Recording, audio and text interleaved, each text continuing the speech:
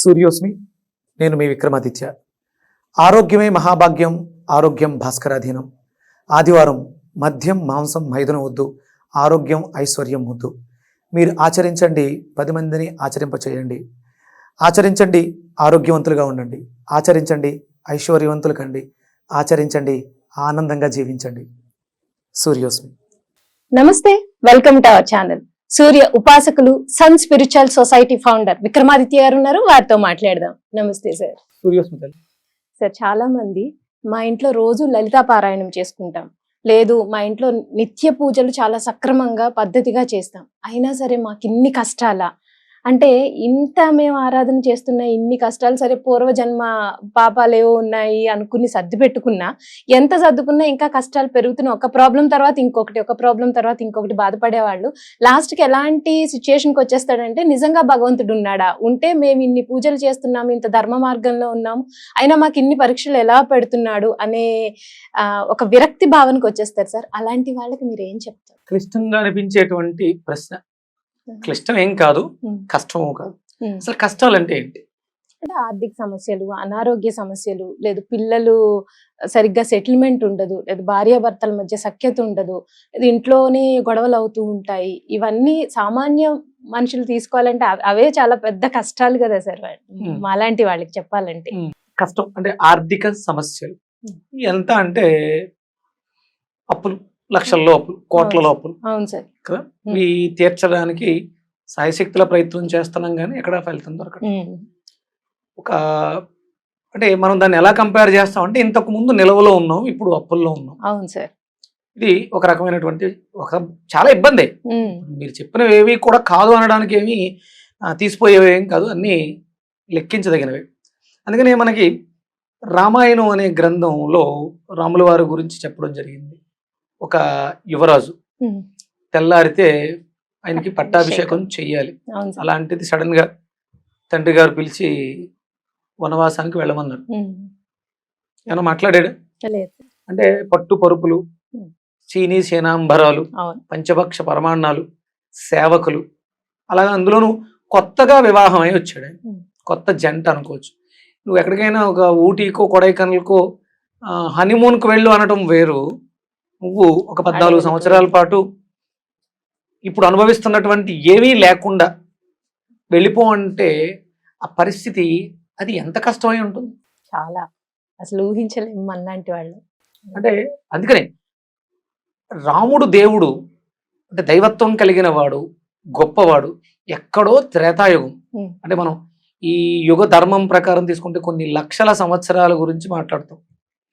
శ్రీకృష్ణ పరమాత్మ ఇలా మనం మాట్లాడుకునేవన్నీ కూడా కొన్ని యుగాలుగా జరిగిన తర్వాత కూడా ఇప్పుడు కూడా మనం మాట్లాడుకుంటున్నాము అంటే ఆయన పడ్డ కష్టం, ఆయన చూపించినటువంటి నిదర్శనం.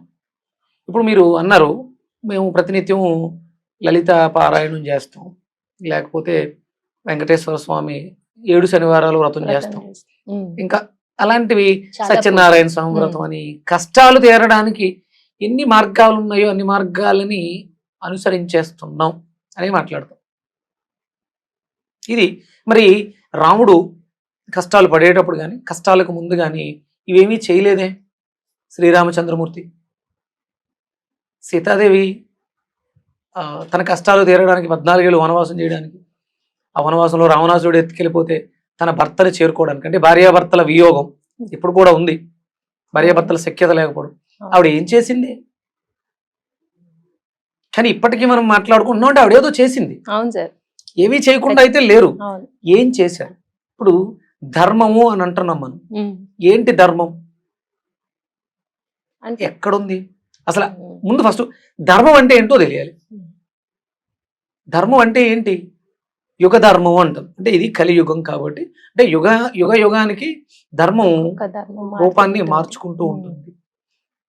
మనిషికి స్త్రీ ధర్మం వేరు, పురుషుడి యొక్క ధర్మం వేరు, సన్యాసి యొక్క ధర్మం వేరు, గృహస్థు యొక్క ధర్మం వేరు, రాజకీయ నాయకుడు యొక్క ధర్మం వేరు, పోలీస్ డిపార్ట్మెంట్ వాళ్ళు, అంటే ఆ వృత్తిని బట్టి ధర్మాలు మారుతూ ఉన్నాయి.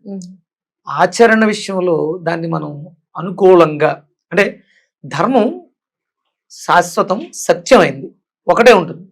అది సందర్భానుసారం మనం మార్చుకునే విధానం మీద ఆధారపడి ఉంటుంది. దీన్ని మనం ఎంతవరకు ఆచరించగలుగుతున్నాం? ఫస్ట్ శరీర ధర్మాన్ని తీసుకుందాం. ఇవాళ అంటే మనం జన్మ తీసుకుంది, బిడ్డను బేబీని పెంచుతున్నాం, పెరిగి పెద్దవాళ్ళని. ధర్మం ఏంటి అంటే సూర్యోదయానికి పూర్వం నిద్ర లేవటం ధర్మం. సూర్యాస్తమయం లోపు మనం కార్యక్రమాలన్నీ చేసుకోవటం ధర్మం. దీనికి విరుద్ధంగా ఏది జరిగినా అది మనకి ప్రతిబంధకం అవుతుంది.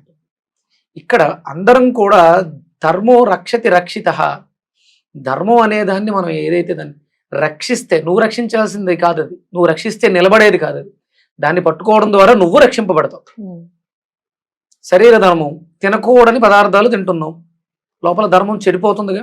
అంటే కేవలం ఆహారం అనేది బ్రతకటం కోసమే అనుకుంటారు, కానీ ఇది నీ జీవితంలో నీ అభ్యున్నతికి దోహదం చేస్తుంది. నీ ఆర్థిక పరిస్థితులు కూడా దాంట్లో ఉన్నాయి. నువ్వు తినే ఆహారంలోనే నీ ఆర్థికత, నీ బలం, నీ ధైర్యం, ఇవన్నీ కూడా దాంట్లో ఉన్నాయి. నువ్వు దానికి తగ్గ పదార్థాన్ని తింటే నీకు అది ఆ సందర్భాన్ని ప్రకారం ఉపయోగపడుతూ ఉంటుంది. ఒకే మనిషి అంటే కళ్ళు, చెవులు, ముక్కు, చేతులు, కాళ్ళు, ఇవన్నీ అంటే వివిధ అంగాలతో ఒకే మనిషి ఇన్ని రకాల పనులు చేస్తుంటాడు. ఒకళ్ళకి నేను అన్నయ్యగా ఉంటాను, ఒకళ్ళకి నేను తమ్ముడుగా ఉంటాను, ఒకళ్ళకి నేను కొడుకుగా ఉంటాను, ఒకళ్ళకి నేను అల్లుడిగా ఉంటాను, ఒకళ్ళకి నేను బావగా ఉంటాను, ఒకళ్ళకి నేను తండ్రిగా ఉంటాను. ఇలా నేనే కదా. అంటే మన హిందూ ధర్మంలో ఉన్నటువంటి గొప్పతనం, భగవంతుడు ఒక్కడే రూపాలు 33 కోట్లు. అలా ధర్మం కూడా సందర్భానుసారం ఆయా ధర్మాన్ని పొందుతూ ఉంటుంది. వాటిల్ని మనం ధర్మబద్ధంగా, ఇది చెత్త డబ్బా కాదు, ఇది చెత్త డబ్బా కాదు. నోటితో అన్య పదాలు వాట్లాడుతూ మంత్రోచ్చారణ చేసేస్తే శుద్ధైపోతుందా? అవ్వదు కదా. ఆ ఉచ్చరించే పదం లోపల పైన అంటుకుని మన భవిష్యత్తుకి మార్గం లేదు. అందుకని మాట మంత్రం అవుతుంది. మాట మంత్రం అవ్వాలంటే చాలా జాగ్రత్తగా, తక్కువగా మాట్లాడాలి, ఎక్కువగా ఆలోచించాలి, ఆహారాన్ని సరిపడా తినాలి, అది స్వచ్ఛమైనటువంటి ఆహారం అయి ఉండాలి. అప్పుడు మీరు పెద్ద పెద్ద అంటే ఇప్పుడు ఇవన్నీ కూడా లలితా సహస్రనామార్చన, అమ్మవారిని స్తుతించడానికి అద్భుతమైనటువంటి సహస్రాలు అవి. మరి అవి ఉచ్చరించాలంటే ముందు అర్హత ఉందా? అర్హత ఉందా? ఈ నోటితో ఎవరినైనా దూషించామా? దూషించకుండా ఉన్నామా? అప్పుడు మంత్రం ఎందుకు పనిచేస్తుంది? అంటే చేసేవాళ్ళందరూ, కష్టాలు పడుతున్న వాళ్ళందరూ ఆలోచించుకోవాలి. అంటే నేను అందరూ అలా చేస్తున్నారు అని కాదు.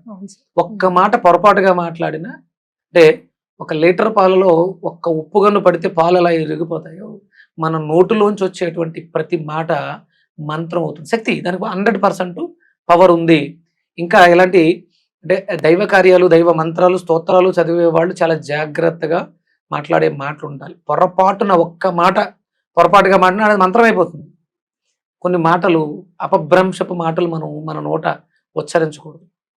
అందులోనూ చెప్తారు తదాస్తు దేవతలు తిరుగుతుంటారు. అవునండి.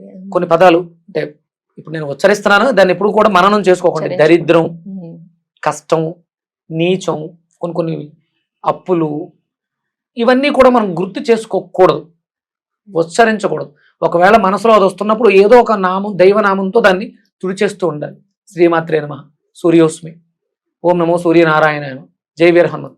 భయం వేస్తుంది, జై వీర హనుమాన్, హనుమాంజనా వాయుపుత్రో మహాబల. మనం హనుమాన్ చాలీస కానీ, హనుమాన్ దండకం కానీ చదివితే మన దగ్గర వచ్చే హనుమంతుడు ఏదో నిలబడ్డగా. నీలో నిద్రావస్థలో ఉన్నటువంటి హనుమత్ శక్తి బయటకు వచ్చి నీకు దారి చూపించేస్తుంది. భయపడకేం కాదు, నేను ఉన్నాను అనే ధైర్యం ఇస్తుంది. అంటే మంత్రానికి అంత శక్తి ఉంది. అదే భయపడుతున్న వాళ్ళ దగ్గరికి వెళ్ళి హనుమాన్ మంత్రం మనం చదివినా వాళ్ళకి ధైర్యం వస్తుంది. వచ్చిన హనుమంతుడేమో, అవునా కాదా అన్న విషయం మన పక్కన పెడితే ఆ ధైర్యం, ఇబ్బందులు, అనారోగ్యంతో ఇబ్బంది పడుతున్న వాళ్ళని నువ్వు ఇంతే, నువ్వు ఇలాంటోడివి అలాంటోడివి, అందుకని నీకు రోగం వచ్చిందని బాధ పెట్టేస్తే ఆ బాధ, ఆ రోగం ఇంకొంచెం పెరిగేలా అవకాశం వస్తుంది. ఇప్పుడు మీరు కష్టాల్లో ఉన్నారు. ఇప్పుడు మనం సరైన సందర్భంలోకి వస్తే 1,00,000 రూపాయలు అప్పు ఉంది, నెలకి ఇంత అని బ్యాంకుకి తీర్మానం పెట్టుకున్నాం. నెలకు ఒక 10,000 రూపాయలు కడితే 1,00,000 రూపాయలు అప్పు తీరడానికి ఎంత టైం పడుతుంది? 10 నెలలు పడుతుంది. అదే ఇంకొంచెం ఎక్కువ కష్టపడి 15,000 కడతారు. ఎంత పడుతుంది? ఇంకా త్వరగానే ఇంకా ఎక్కువ కష్టపడుతున్నారు, ఇంకా 20,000 కడుతున్నారు. అంటే ప్రారంధ కర్మ ఒక 1,00,00,000 రూపాయలు అనుకుంటే ఇప్పుడు కష్టాలు ఇంకా ఎక్కువైపోతున్నాయి. ఇదేంటి, దైవాన్ని పట్టుకున్నప్పుడు ఇంకా ఎక్కువ నీ కష్టం నువ్వే అనుభవించాలి. నెలకి 10,000 చొప్పున 10 నెలలు కష్టపడితే ఒక 10 నెలల్లో తీరే అప్పు నెలకి 20,000 కష్టపడితే 5 నెలల్లోనే తీరిపోతున్నాయి. అంటే నీ కష్టాలు తీరే సమయం దగ్గర పడిపోతుంది. నీ కర్మ పూర్తిగా క్లియర్ అయిపోతుంది. నీ అప్పు నువ్వే తీర్చుకోవాలి, ఇంకొకరు ఎవరూ తీర్చలేరు. కాకపోతే నీకు సపోర్ట్గా ధైర్యంగా ఉండడానికి ఒక మనిషి మాట సాయం, మానసిక స్థైర్యం కావాలి. అది ఇవ్వడం కోసమే మనం వీడియోస్ చేసేది. ఖచ్చితంగా అందరి దగ్గరికి వెళ్ళి వ్యక్తిగతంగా మనం వెళ్ళాలి అనుకుంటే ఒక 10 మందే ఉంటాం, 10 మంది దగ్గరికి వెళ్ళగలుగుతాం. కొన్ని వేల లక్షల మందికి అవసరం. ఇది చూస్తున్న వాళ్ళు కూడా దీన్ని అర్థం చేసుకుని, ఇది అర్థం కాని వాళ్ళకి ధైర్యం ఇవ్వాలి. ఇంకా కష్టాలు ఇంకా ఎక్కువ అవుతున్నాయా, దైవం పట్టుకుంటున్నావా, సరే ఇంకొంచెం ఎక్కువ ఇబ్బంది పడు, త్వరగా తీరిపోతాయి. అది అంటే మొలకెత్తడం లేటుగా తీసుకుంటుంది విత్తనం అంటే అది కిందకి ప్రయాణం చేస్తుంది అని భావించాలి. ఇంకా స్ట్రాంగ్ అవుతుంది. మెంతులు నానబెట్టి పెడితే నెక్స్ట్ డేకి మొలకొచ్చేస్తాయి. అదే మర్రి గింజ కానీ రావి గింజ కానీ వేస్తే నీకు సమయం ఎక్కువ తీసుకుంటుంది. అదే వెదురు అయితే కిందకి 3 సంవత్సరాల ప్రయాణం చేసిన తర్వాత పైకి వస్తుంది. అంటే పునాదులు బలంగా ఉండాలి. ఏదో ఇలా ఓ మంత్రం చదివేస్తే కష్టం తీరిపోయిందంటే మళ్ళీ వచ్చేస్తుంది, తీరట్లేదు. అంటే కష్టం కూడా పెద్దది, అది తీరడానికి సమయం ఎక్కువ తీసుకుంటుంది, శాశ్వతంగా నిలబడిపోద్ది. అందుకని దైవాన్ని పట్టుకున్నాము అంటే గట్టిగా పట్టుకోండి, నమ్మకాన్ని విడవద్దు. నేను భాద్రపద మాసం దగ్గర మొదలుపెట్టాను నిత్యాగ్నిహోత్రం. ఒక సంకల్పం పెట్టుకుని హోమం చేస్తున్నాను ప్రతినిత్యం, నిత్యాగ్నిహోత్రం. మరి నా కోరిక నేను ఒకటి సంకల్పంతో ఉన్నాను, అది భాద్రపదం అయిపోయింది, అశ్వేజం అయిపోయింది, కార్తీకం అయిపోయింది, మార్గశీర్షంలో ఉన్నాను, ఇంకా ఇప్పటికీ ఒక కొలుక్కి రాలేదు. అంటే నేను కోరుకున్న దానికి డెన్సిటీ ఎక్కువ ఉంది. అది ఇలా ఇచ్చేస్తే అలా గాలికి ఆవిరైపోద్ది. కానీ అందుకని భగవంతుడు ఏం చేస్తున్నాడు, దాని పునాదుల్ని బలం చేస్తున్నాడేమో. దాంతో జరగబోయేది ఒక అద్భుతమైనటువంటి కార్యమేమో. ఇలా ఆలోచించండి.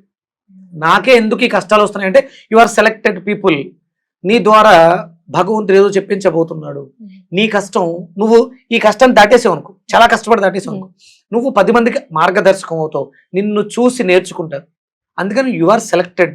నువ్వు భగవంతుడికి బాగా ఇష్టమైన వాడివి, అందుకని నిన్ను తీర్చిదిద్దుతున్నారు.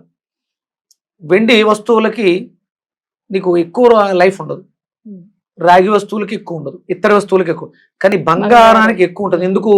ఎక్కువ కాలుతుంది, ఎక్కువ దెబ్బలు తింటుంది, కాబట్టి అదొక అద్భుతమైనటువంటి ఆర్నమెంట్ గా తయారవుతుంది.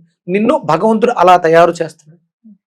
అందుకని అష్టాంగ యోగం నువ్వు చేస్తున్న కార్యాల్లో నీకు ఫలితం బాగా రావాలి, త్వరగా రావాలని అష్టాంగ యోగంలో అంటే ఆహార విహార వ్యవహారాలు, ప్రాణాయామము, ప్రత్యాహారము, ధారణ, నువ్వు ధరించే వస్త్రం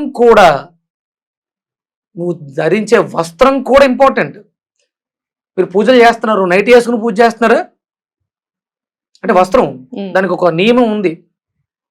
ఆ నియమానికి తగ్గట్టుగా నువ్వు ఉంటున్నటువంటి ఆ ప్రాంతం, ఆహార విహార వ్యవహారాలు, నువ్వు నివేదన చేస్తున్నటువంటి, నివేదన చేసేది భగవంతుడి కోసం కాదు, మళ్ళీ తిరిగి నువ్వు తీసుకోవడం కోసం, అది భగవత్ శక్తిగా మారాలి. ఆ పెట్టే పదార్థం, ఇవన్నీ ఆలోచించాలి. పొద్దుటే లేవాలి, సూర్యోదయానికి పూర్వమే శరీరాన్ని శుభ్రం చేసుకోవాలి, ప్రాణాయామం యోగా చేయాలి. అంటే కేవలం మేము పూజలు చేస్తున్నాం సరిపోదు, శారీరక శ్రమ చేయాలి, వ్యాయామం చేయాలి. అప్పుడు శరీరం అంగాంగం కూడా శుద్ధై భగవంతుడిని ప్రార్థించడం కోసం, అంటే భగవత్ శక్తిని పొందడం కోసం. అంటే పాలు పోయించుకునే పాత్ర ఎంత శుద్ధంగా ఉండాలి, చిన్న పులుపు తగిలినా ఉప్పు తగిలినా పాలు ఇరిగిపోతాయి, ఎంత శుభ్రంగా శ్రద్ధగా కడుగుతారు. అలాగే ఈ దేహాన్ని, దైవం అనే పాలని మనం పోయించుకోవాలి, మనలో నిండాలి, ఆ శక్తి మనకు ఉపయోగపడాలంటే పాత్ర శుద్ధి, పదార్థ శుద్ధి చాలా అవసరం. మనం చూస్తున్న టీవీలు మన మీద ప్రభావం చూస్తున్నాయి, మనం సెల్ ఫోన్లో చూస్తున్నటువంటి ఇవి కూడా మన మీద ప్రభావం చూపిస్తాయి. మీరు దైవికంగా కష్టాల నుంచి బయటపడాలంటే మీరు దైవానికి దగ్గరగా ఉండే మంచి పాజిటివ్ ఎనర్జీ ఉన్న వర్డ్స్ని వినాలి, మాటలనే ఉచ్చరించాలి. 10 మందికి మీకు ఏదైతే కావాలో అది చిన్న చిన్నగా ఇస్తూ ఉండాలి. మీలో భయం ఉంది అయినా సరే దాన్ని దాచిపెట్టుకుని అవతల వాడికి ధైర్యాన్ని ఇస్తూ ఉంటే మీరు ఒడ్డెక్కుతూ అవతల వాళ్ళని కూడా ఒడ్డెక్కిస్తారు. ఎవరికైతే ఏదైతే చేస్తున్నామో దాన్ని పొందుతాం. ఇది నిదర్శనం. నిజంగా నాకు ఇప్పటి వరకు ఒక ఆలోచన ఉండేదండి. ఏంటంటే పూర్వకాలంలో ఏదైనా కష్టం వస్తే తీర్చడానికి ఉన్నా లేకపోయినా ముందు కొన్ని ధైర్యం చెప్పేవారు మన పెద్దవాళ్ళు. ఏం కాదులే, ప్రతి చిన్న విషయానికి ఎందుకు అది చాలా నిజంగా మీరన్నట్టు చాలా శక్తి వస్తుంది. ఇప్పుడు చూడండి, ఒక మనిషి వచ్చి హనుమాన్ చాలీసా పఠిస్తే హనుమంతుడే వచ్చాడేమో అంటే అది ఎంత ధైర్యం, మీరు చెప్పిన వాక్యాలు. నిజంగా అలాంటిది ఇప్పుడు మిస్ అవుతున్నామా అనేది ఒకటంటే, ఒక్కొక్కళ్ళే పిల్లలు అయిపోవడం, చిన్న చిన్న ఫ్యామిలీస్ అయిపోవడం, ఇవన్నీ వల్ల ఇప్పుడు మిస్ అవుతున్నామా అంటే నిజంగా మళ్ళా మీ వాక్కుల ద్వారా, అంటే కష్టాన్ని అది ఎలాగో మీరు అన్నట్టు కర్మఫలం తొలగించుకోవాలి. సో ఇంత ఈజీగా అంటే ఈ ధైర్యవచనాలు ఎంత ధైర్యాన్ని ఇస్తాయంటే ఇప్పుడు మీరు పలికిన వాక్కులు నిజంగా అద్భుతాలని చెప్పాలండి. ఇది విన్నవాళ్ళు కూడా ప్రతి ఒక్కళ్ళు దీన్ని మీరు తీసుకోగలిగితే, మాలాంటి వాళ్ళు తీసుకోగలిగితే, అవును కదా, అంటే నన్ను భగవంతుడు సెలెక్ట్ చేసుకున్నాడు అన్నప్పుడు ఆ కష్టాన్ని చాలా ఈజీగా, అంటే వాళ్ళ వాక్యాలు ఎలా ఉంటాయంటే ఒక ఈజీగా దాన్ని దాటగలం సంసారం అనే సముద్రాన్ని అని. నిజంగా ధన్యవాదాలు గురువు గారు.